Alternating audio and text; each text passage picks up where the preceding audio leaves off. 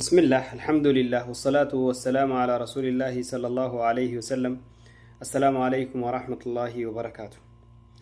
ሁሌም እንግዲህ ረመዳን በሚቀርብበት ሰዓት ዋና መሪያቸው 11 ወሩን ሙሉ ሲያጠም ቆይቶ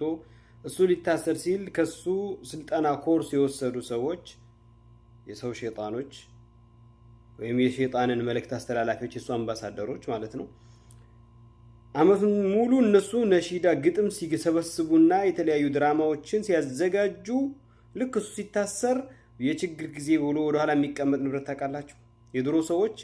እህልን መሬት ውስጥ ነበር የሚቀብሩት ለችግር ጊዜ እህል እንትን በሚመጣበት ጊዜ ለመጠቀም ማለት ነው እነዚህ ደግሞ ሸይጣን አባታችን ሲታሰር በዛች ወር የሱን ቦታ ምን ተካበት ብለው ነሺዳና ድራማ በተለያዩ ጉዳዮች ረመዳንን የሰው ረመዳን ለማበላሸት የሚዘጋጁ አሉ ረመዳን የድልቂያ ወር የሙሰልሰል ወር የድራማና የተለያዩ ወሮች እስኪመስል ድረስ ማለት ነው በዛ ላይ ተጨማሪም ረመዳን አሁን በአሁን ሰዓት አንድ ሙስሊም ሰው ረመዳን በምን ያስታውሳል ቢባል ሳምቡሳ ተምር ነው የሚለው ሱብሃንአላህ ይሄ አንድ ነገር ነው ሌላኛው እንደዋነኛው ልናገር የመጣሁት ወንድም እህቶቼ ነብያችን ሰለላሁ ዐለይሂ ወሰለም ኢማም ሆነው ያሰገዱ በላጭ የተባለ ምድር ላይ ሐራም ውስጥ መካ ሊሆን ይችላል መዲናም ሊሆን ይችላል ሴት ልጅ ከነብዩ ኋላ ከመስገድ እዛ ቦታ ሄዳ ቤቷ መስገድ እንደሚበል ተናገሩ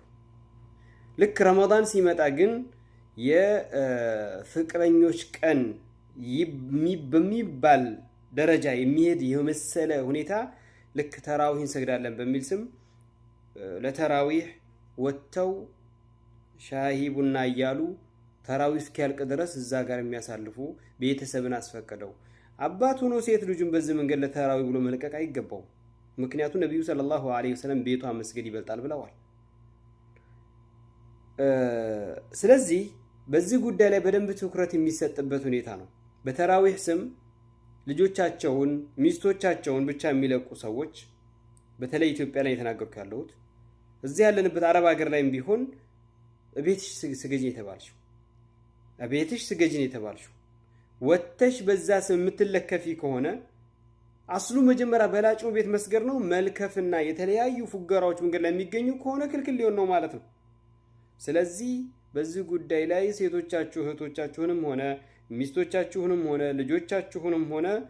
ወደ መስጊድ ብላችሁ ፍቃድ የምትለቁ ሰዎች እናንተ ጋር ሄደው በሚገባ እዛ ሄደው ራሱ የማያሳምንበት ሁኔታ አለ